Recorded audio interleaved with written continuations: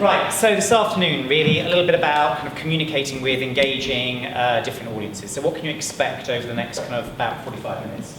Really, a dozen top tips. I've pulled together 12 tips that kind of like, I think over the last X many years in business have helped me and that I have learnt sometimes the hard way in terms of communicating with and engaging different audiences. So you'll get those dozen tips as we go through this afternoon. So if you take nothing else out of the afternoon, I'm hoping those 12 things will be of practical use for you tomorrow and beyond, basically, moving forward.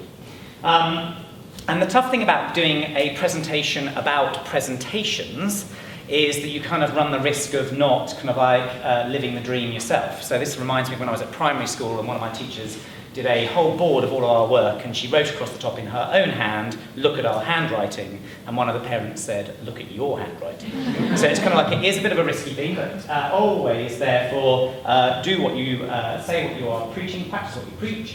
So tip one is always set out your agenda in any presentation, broadcast or narrowcast, so either a small group of decision makers to a big audience, always set out your agenda up front. Remember, generally people will have been looking at, dealing with something entirely different to the topic that you're about to talk about immediately before they come into a meeting to discuss it with you. So set out your agenda. So our agenda for this afternoon really is this. So from board to broad, it's just a catchy title, quite frankly, because some of you might be sat there thinking, well, I never present to the board. What's this about? Why would I be interested? Why would this be of interest to me? Well, fundamentally, when I mean board, what I mean is a narrow group of decision makers. That might be your boss, it might be a small senior leadership team, it might be a group of the board, it might be a group of senior managers, it might be your head of and director of, it might be anything. But basically, putting together a presentation to influence them, usually to get a business decision out of them in order to progress a project or a plan or something you want to take moving forward. And then, having done that frequently, we have to engage a wider audience. We have to go out and broadcast and get lots of people on board. So a group like today, it might be a group of store managers, it might be a group of sales managers, it might be a region. So what are some of the tips there in terms of, because there are some subtle differences and nuances between a narrow group of decision makers and projecting out to a big group that you want to get on board with the project that you're doing. So that's what you're going to see this afternoon. The kind of topics you can see I'm going to cover are pretty similar. So starting that then, as I said, a narrow audience, a group of decision makers. How do I go about that? Well, the first thing is really thinking about the audience and your objective. You know that that audience are generally coming in to that discussion or debate or that challenge with some form of point of view, or certainly something that they have a given or fixed interest in, etc. So you just need to think that through and plan that through. And I'll give you a live example of that in just a second. But first of all, I hear this time and time again in life. Oh, my idea was brilliant, but it failed because of politics. Okay? Politics killed my brilliant idea. I just don't believe that, okay? And people then start thinking about politics and they're like, well, it's all this dark art, isn't it? It's men and women in dark suits, in darkened rooms, it's all mysterious, there's this politics stuff going on that I'm trying to juggle with. And all I would say to you really is that that's not what politics is in my experience. Politics is everywhere, it is omnipresent. Politics is present in your family. Your mother, father, brother, sister, mother-in-law, father-in-law, sister-in-law. There will be certain topics that you'll go near, others that you might manage in quite a different way, things you'll think about before you say them in quite that blunt way you might have done otherwise. You'll think about that because you know those people, that they all have a perspective and a bit of a point of view, and you will think, therefore, and judge how you engage with them, okay? Politics is amongst your friends. You know there are certain friends you talk about certain things to, others you might be a bit more cautious with, others you might approach in a different way to get on a night out. So there are some people, like Sally, I know that any opportunity she'll rock up if I offer her. There will be others that I'll have to say, oh, do you know what, actually, come along, because you know blah blah's coming and blah blah's coming, da, da. And you do that naturally in your life. And I have had the very good fortune in my life to, and still do have, and quite a few friends who are pretty prominent in the world of theatre and performance. They're actors, actresses and directors, etc. And you may think it's all happiness and jazz hands out there when they're out there, but trust me, if ever there was a political group of people, it is once you assemble a company or a cast. So it's not just men in dark suits down grey corridors, all stuff happening. It is fundamentally what happens when you get 3 or more people together. And the minute you understand that, it stops becoming a dark art anymore. It just requires you to think about who are those people in the room, what kind of points of view they have, what are the kind of things they're going to be concerned about with the project I'm working on, and therefore how might I have to influence them, inform them, persuade them, etc.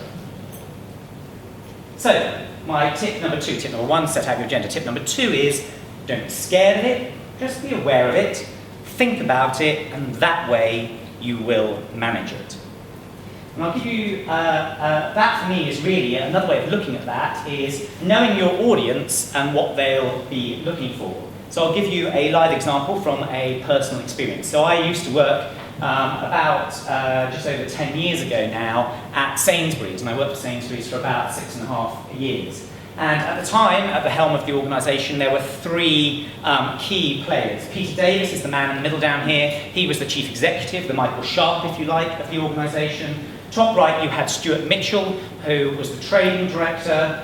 So he was our Suzanne Hartlow. As you can tell, our Suzanne Hartlow is a lot more attractive proposition than that, and a lot grey hair, actually, as it happens as well. And top left, Sarah Weller, who was me. Now, in this instance, you might say, actually, they had a better deal. But anyway, so Sarah went on, as you can see, to be the managing director of Argos. But, and these 3 personalities all had quite different views on life. And there had been a number of attempts at doing a new non-food strategy for Sainsbury's at the time. This is going back to about 2001, 2002. And everyone had failed at the board.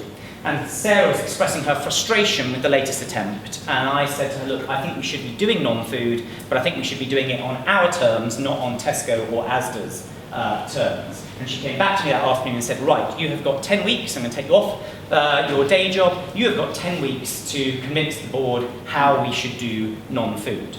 And in building that business case, what was important to understand was these 3 people were coming from quite different perspectives.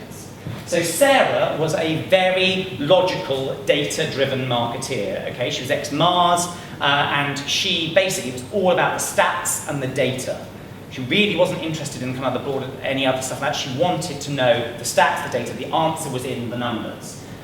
Stuart, interestingly, though he was the trading director, had worked at Sainsbury's for a number of years and wanted to know how it would feel. How on earth am I going to put this new non-food thing alongside my lovely food offer that I'm really proud of?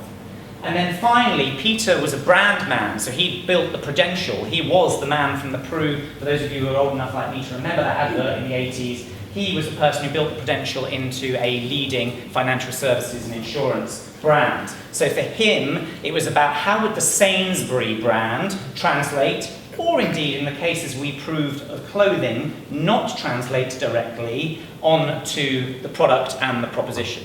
And therefore we had an afternoon with these guys, a whole afternoon with the board, 10 weeks later. We took them through a very logical, data-driven pack to begin with. We then showed what it could look like in a store, in a physical retail space. And then finally we moved to an adjacent room where we'd laid out a load of non-food product using various guises of Sainsbury, or as I said in the case of clothing, not Sainsbury branding. And it was the strategy that netted out in the development and launch. We basically developed and launched the Tu clothing brand, which, as you know, is now, I've just heard this week, number by volume, the country's 6th biggest clothing brand. At a time when this was a business that 15 years ago thought they couldn't do clothing and shouldn't be doing clothing. So it was, though, about understanding. They bought the strategy that afternoon, and that's the strategy they've been running for the last 15 years, effectively. But it was fundamentally about understanding not only what was the right thing to do, but also what were these people going into that meeting with their prejudices. There's another interesting tale here as well, which was I had assumed at the beginning of the project, because the brief to me had been, how do we do non-food? And I'll talk to you just a little bit in a second of why that changed over time. So think about who are the key influencers, who are the key decision makers. You will know, or you know people who know those heads of, directors of, senior managers, EDs, whoever you might be presenting. You will know people who know them, or you may know them yourself. Think about What is their agenda going into the room? So what would my agenda be going into a room if you were talking to me? Well, it won't surprise you, then mine will be about how does that feel for the Debenhams brand, and particularly the direction we want to take the Debenhams brand in for the future. Suzanne will be thinking about that, but she will also primarily be thinking about what does that mean for the product proposition and the product brand proposition. So we all come from slightly different angles, you just need to bear that in mind. And my third tip then is once you've done that, understand what motivates those people, their expectations and fears. Remember, there will be people coming into the room about topic you're talking about. They may have fears. They may think this is fundamentally the wrong thing to be doing, or I'm worried about what this could mean for our business or for my part of the business or my department or division, etc. And their preconceptions of your subject. And here's the last one that was interesting. So on that Sainsbury's example, I went out and deliberately booked half an hour with each board member, because it was such a high-profile thing, to get from them their preconceptions. What became obvious through those conversations was there were people who were still around the board table who did not think we should be doing, who thought, that we should not be doing non-food. There were still people around the board table who said, we're a supermarket, we should just be about food. No matter, despite all the success that Tesco and Asda had had, and how important it was, they were still coming in with that view. That enabled me, therefore, to go back and say, right guys, we need to do this in 2 stages in the presentation. The first part of the presentation needs to be why we need non-food. The second part of the presentation then is how. But I'd gone in thinking up until that point, the brief had been how. I thought we got over that first argument. But by talking to some of those key decision makers, it was obvious to me up front that that wasn't the case. So then you go about building your business case. So this is a case in point. Always clarify the questions you're being asked. That's a live example I've just given you. Distill and replay them. I've always found that very useful through my career. So often when somebody's thrown me a project like that, I think, so in that example, for example, sort of 10 days later, I wrote back to Sarah, because she'd given me the project in the first place, and said, Sarah, whilst I understand you gave me the brief of how we should be doing non-food, it is very evident to me we will actually split the presentation to why and then how. And she then came back and said, yeah, that's perfect, that's what you do need to do. And yet, that's not how she voiced the question to me. So sometimes distilling and replaying the questions just through a little email actually gets people, and then there's also no surprise when you come back with, we're going to talk to you about these 2 or 3 things. A number of times I see people come back with things saying, well, here you go, this is what I asked. Well, that's not quite the question. No, that wasn't the question I asked. I asked, Now, my not being in the heat of that Tuesday afternoon was voiced exactly as that. So distilling and replaying those questions can be really important. Then you go about on your fact-gathering mission.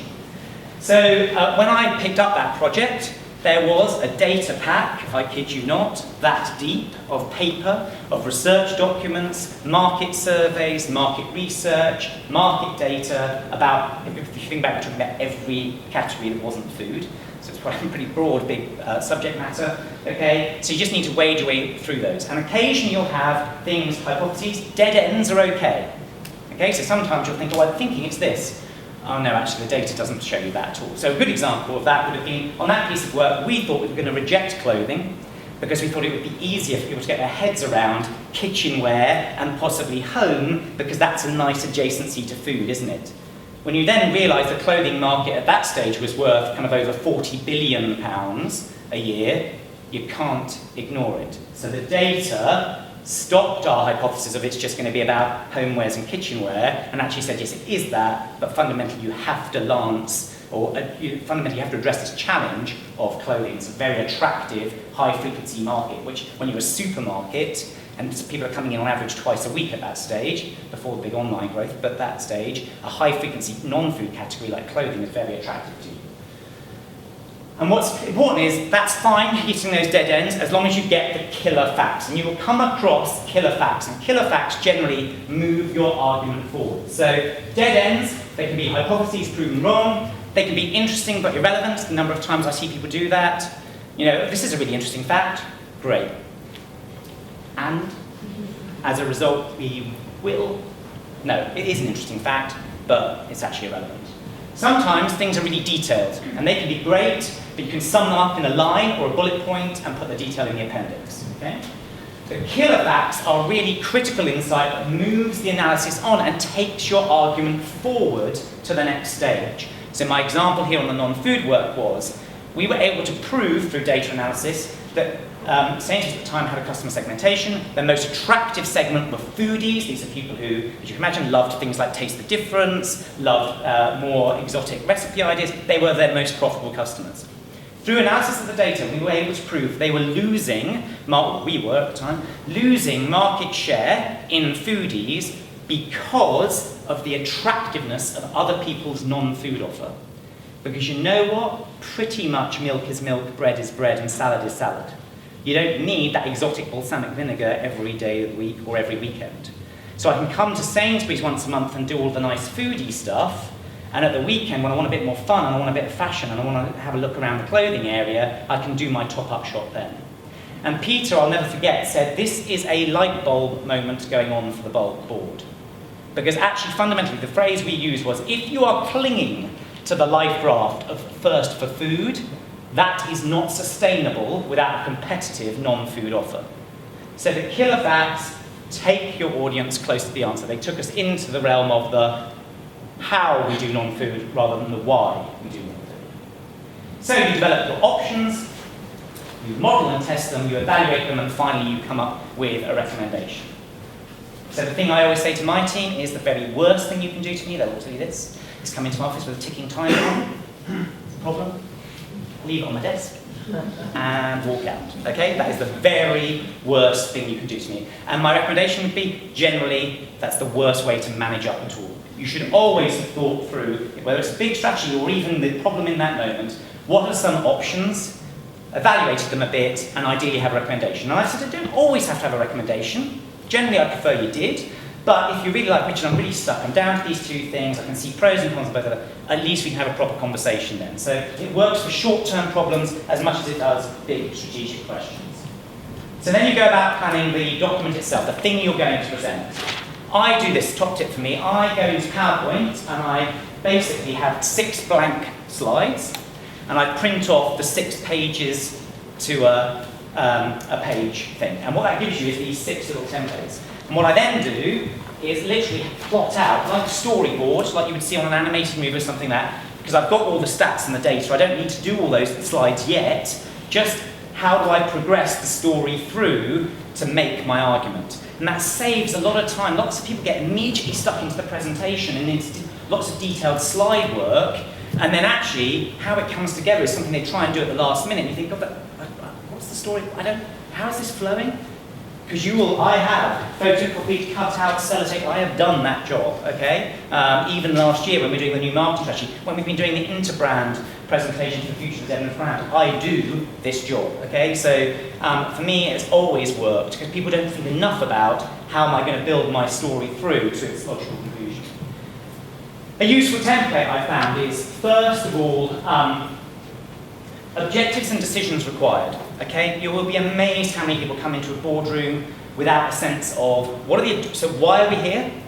What are we here to discuss? And what do you want out of us today? It might be, but what you want out may just purely be feedback, by the way. It can be sometimes feedback on our proposal too. But it could be a decision to close, a decision to cancel, a decision to, that way, as the audience member, you're like, right, I know why you've walked into the room with me, and you've told me at the end what's the question you're going to ask me. Okay? Then take me through that agenda. Okay? Give me some background. Ease me in. It might just be a slide, it might be 2 bullets, it might be 3 bullets, it could be a whole page, I don't know. But you need to give me some context for what you're talking about. Remember, somebody will have been in before you talking about something entirely different. So the way I look at this is, if I'm in presenting a new marketing strategy or a new advertising campaign, that bunch of people may well, and I am now one of those people of course, but in my past, those people around the table could well, 5 minutes before me, have been talking about how the lorries move through the DC. Okay? So me, even though I'm fascinated about my topic, storming in and like just saying, here we go, is a bit like, whoa, without some sense of, right, the background is, we've been losing customers here, we think we need a new media strategy, So some kind of context is vital. Then, that thing you just saw, key facts and challenges, the options and the rationale as to why those are the options, your evaluation of those options, and then finally your recommendation. And then always finish with next steps. It frustrates the hell out of me when I see people with a piece of work that comes up to a recommendation, and then you have no idea what if you agree with the decision or you give them an answer to that decision, you then don't say, and as a result of you now deciding that, I will. Or our next steps are to engage, dun, dun, dun. It can be quite simple, it can be one slide, but I think you have to say, give a sense that there's going to be progress beyond that decision they've made today. Right, and this is just to prove that I don't talk this and then it's just a load of bullshit and I don't do any of it. Okay? This is a slide from a deck I took the board through when I was at WH Smith. I worked at WH Smith before here. This is probably about 7 years ago now. And at the time, Smiths had a loyalty scheme, believe it or not, called Club Card. And it was costing us millions of pounds a year. So we wanted to see actually was it changing anybody's behaviour. And this is the opening slide from the deck that concluded we should close the Club Card programme. And this is actually it's scanned in, so sorry it's all rough, but anyway. The objective, summarise the learnings we have from the Club Card Migrate and Close trial in the Northwest, because we trialled closure in the region first, what options are open to us moving forward, and get your feedback and support for our next steps. The decisions required are 1, agree with our proposal to close Club Card on the basis of trial results. 2, agree with our proposal to migrate to an email-based club, and 3, agree our proposals for rolling that out. So the board immediately knew, right, I now know at the end of the session what Richard is looking for from me. And how he's going to take me through it is this. It's the agenda. Okay? Tip 5 is around slide structure. Now remember, this is a narrow audience. You don't have to read this in glorious detail, you'll be pleased to know. So, the topic. Always make sure the topic is consistent with what is in your agenda. So, I've said Club Card today, including P&L. This one is headed Club Cards today. So anybody knows where they are in the document. But you will not believe how many times I've seen people royally die on their arse when they can't find their own way through their own document, let alone try and lead a board through it, okay? Then, think headlines. Fundamentally, if I don't read all of that, what are you going to try and tell me? This was drilled into me. I had the fortune of working for a guy called Andrew Brown, who was the brand director at Sainsbury's when I worked at Sainsbury's. He was probably the brightest person I've ever worked for. Very high IQ, very low EQ, but he had come from a consultancy background. And it woe betide us if any of us presented a presentation that wasn't in this format. To the point, I have to say, where he'd tell you if that point size was 12.5 or 13 at the top. So when my team think I'm a PowerPoint Nazi, and they do, that's why, because it was drilled into me. But what it enabled you to do then as a team was often we were working on projects that had similar inputs. You could import anybody's slide or some of their slides into a document about another topic, and it was seamless. It's worth thinking about. But anyway, that aside, key headlines. What is this telling you?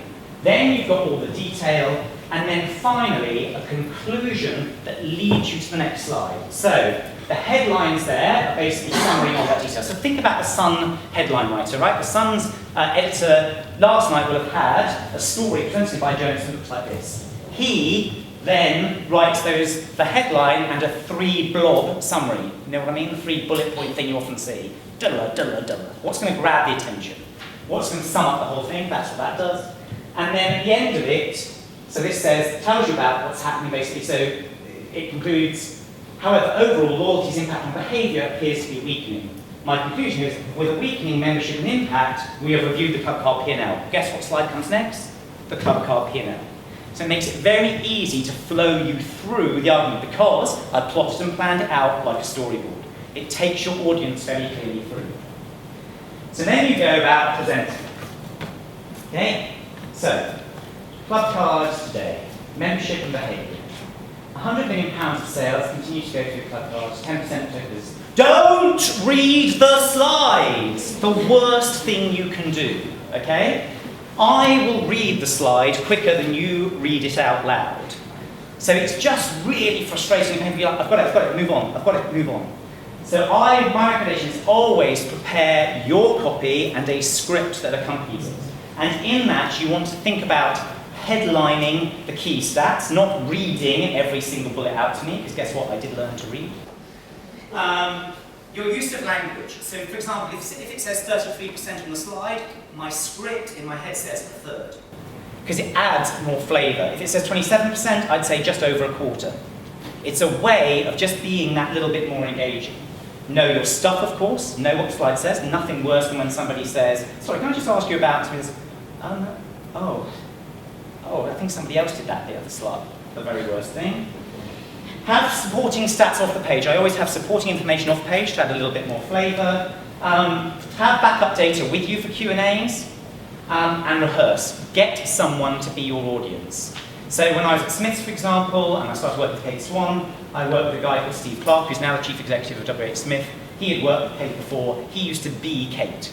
I got used to it after a while. He used to do her voice brilliantly, but he was Kate. And it's really helpful. So if somebody knows that person, or has recently presented to that person or that team, just run through it with them. Why not? Because they can throw some questions at you that will warm you up and get you used to knowing the topic.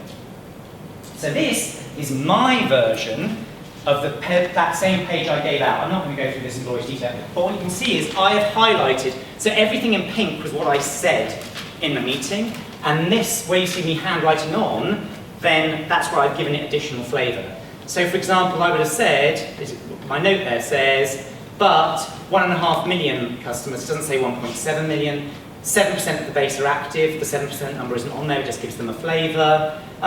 So I only talked those bits. I did not read those dozen bullets, because everyone will read those quicker than I can read them out loud. So, that's kind of like the narrowcast. No great surprise. The broadcast has some similar principles, but just a little bit of different approach. So this is where you're talking to a wider audience and you're cascading and engaging that audience. So again, you think about understanding your audience and your objective. Okay? Now, lots of people say to me, it's all a bit scary. I get quite nervous. Richard, do you get nervous before you present a skill? Yes, I do, and it's a healthy thing. Okay? It's about how you manage it. And one of the ways of managing it is, because it can all feel scary, you're into the lion's den, you've got 100 odd people looking at you. You might have even more than that, 200-300 store managers and sales managers looking at you. But you know what? In every one of these instances, or you might have a narrow group of really good talent, okay, looking at you. But every one of those groups is looking for leadership. The best orchestra players in the world cannot function without a conductor. Every circus needs a ringmaster, okay? And if you just think that people are looking, they're not looking to scare you, they're actually looking to you to show some leadership, and that's why you're in the room, then actually that is just a little bit more reassuring than it would be as far as like, whoa, it's a big audience, it's a bit scary. What are they looking for? Tip number 7. They are looking for confidence. If you don't sound confident, how on earth will they believe in what you're talking about? Clarity. They want to understand what and the why and the role they can play. And if you've ever seen me present to store managers, I will always say, I'm going to tell you what we're doing and why we're doing it. And having told you that, I've got some things to ask from you in return. Okay? Because they also need to know what's in it for them. So if I'm asking them to collect email addresses at Till, the reason being is because every email address is worth an incremental 40 quid a year to us. Okay? So actually, I get that. If I had a chance to turn every customer and take another £40 from them and stick it in my till, that's a good reason for me as a store manager to believe in that thing. And passion, right? Because if you don't believe in what you're talking about, how on earth would they? So then, similarly, you go about planning your document. My tip number 8. Try and limit yourself to 20 words on a slide. This is for a broadcast cascade, remember. This isn't a narrowcast where people are turning a deck in front of you. And remember that a picture truly is worth 1,000 words. I'll give you an example. This is not a real example because I have not worked in health and safety at schools. However, it's a dummy example I created. So you could do this. That could be your slide, okay? A large number of schools in the area with a high proportion of drive-to-school mums has led to an increase in fatalities on local roads. We believe, therefore, the best way to address this is the introduction of a 20-mile-per-hour speed limit, etc., etc.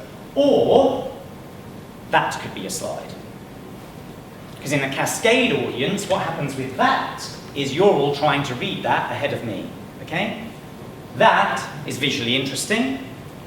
Because, tip number 9, the slide is not your script. It's the worst thing you can do in a cascade is the slide becomes your script. It's not your script. It merely reinforces what you're saying, because what you say verbally and orally in that room will make far more impact than a load of words that people are reading on a slide. And in creating the slide visually, therefore, what do you need to think as the presenter? Well, I always think of it as, think of signposting. So in this example, I need to get 3 messages across. It's about schools, high levels of drive to school mums, and the need for extra safety. It's about the introduction of a 20-mile-per-hour speed limit that's reduced deaths by 55%, and it's coming into force on September the 14th. So my 3 visuals trigger in my head the script memory, okay? This is a real example. So when I was at WH Smith, I presented to Copenhagen Airport to win their newsagent and bookshop business. And it was our first international franchise stores, and we won it. This could have been my slide in that presentation to their audience. Customer mindsets in the travel environment are far more influenced by their journey type than by their social demographic grouping. The same person has very different needs and shopping missions according to their journey. Our experience dictates there are 2 main journey types, the business journey and the leisure journey. Okay? That was not my slide. My slide was this, this, this. But I talked them through that. Because again, it's far more engaging for me to use that and then for me to get your attention back than it is for you to read all of that list. So, then you go about presenting. You've got your deck, it's nice and visual, it's queued up in your head, then you go out presenting it. First question, notes or no notes? This has to be a personal call, in my experience, but my advice would generally be, at most, work off bullets and certainly a highlighted script, not a word script. Because, trust me, this afternoon, hopefully has been reasonably engaging. Would not have been engaging if I'd have been, particularly if I'd have been here actually, and I'd have been talking to you like this all afternoon about presentation skills. Okay? So I made a decision when I was at Sainsbury's actually. Sarah Weller, because she come from Mars, if you work for Mars, if you're on the graduate scheme at Mars, you basically are taught you do not use notes. And that is drilled into you because it makes more impact. Now I don't go as far as that because I think you have to, horses for courses. But I made a decision a long time ago, having seen her present several times, I'm going to do that. I am going to train myself to do that. Because the impact you can make with the eye contact by keeping your voice up and out is so much greater in a Cascade audience when you're not down like that. Okay? So it's just worth bearing in mind. But what I certainly wouldn't do is have a fully written out script that I intended them to read to people. Okay? Because, tip number 10, they don't know what you've not told them. Okay? It's such a reassurance. So I could have missed about 4 things so far this afternoon. You wouldn't know, because you didn't know what I was going to tell you before. And as long as you don't miss the key thing out, like Ed Miliband and the economy, as long as your signposting is good enough and you're kind of like, actually, I made a decision that said, actually, I will trade a couple of those incidental things that I might forget for the power and impact of the eye contact that I can create with an audience in an afternoon. Okay? Next question. Humour, not humour. Okay?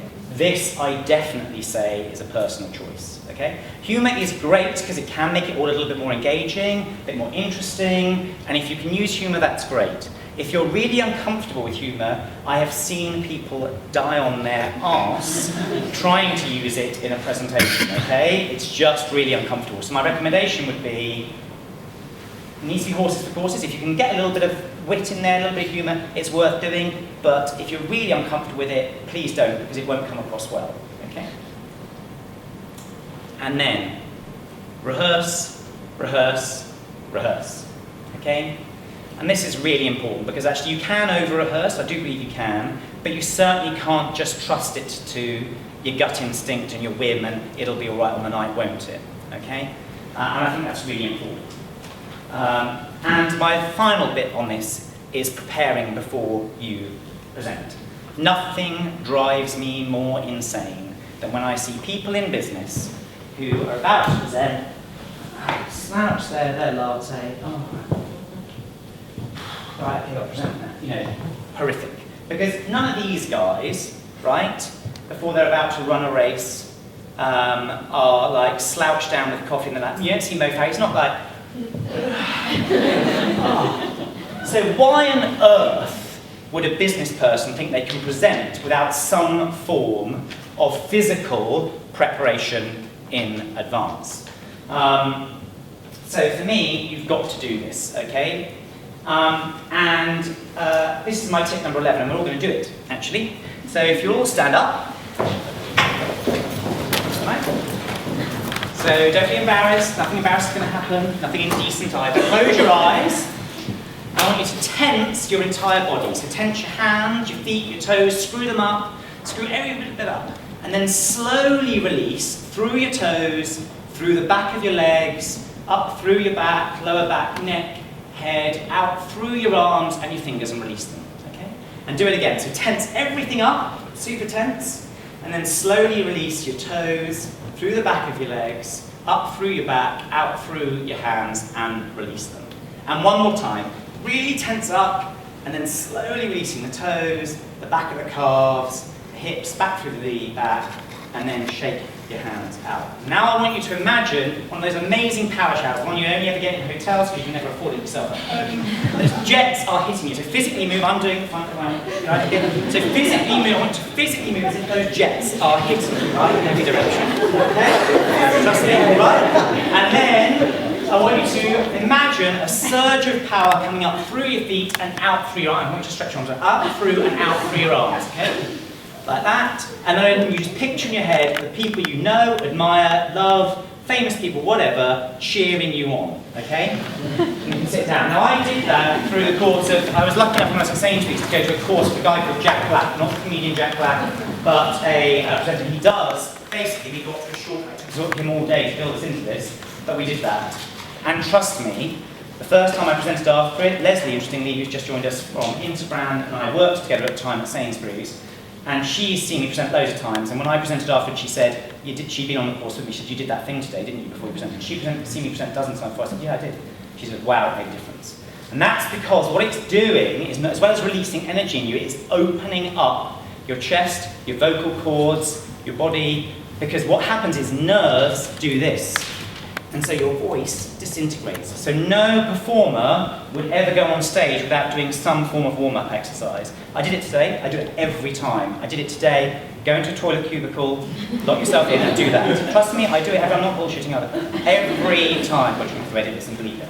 Anyway, so that's what I recommend. So finally then, there's your summary.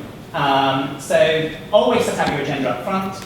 Politics, don't be afraid, just manage it. Understand the decision-makers of where they're coming from. Plot out your presentation. Then have clear, consistent slides. Don't read the slides.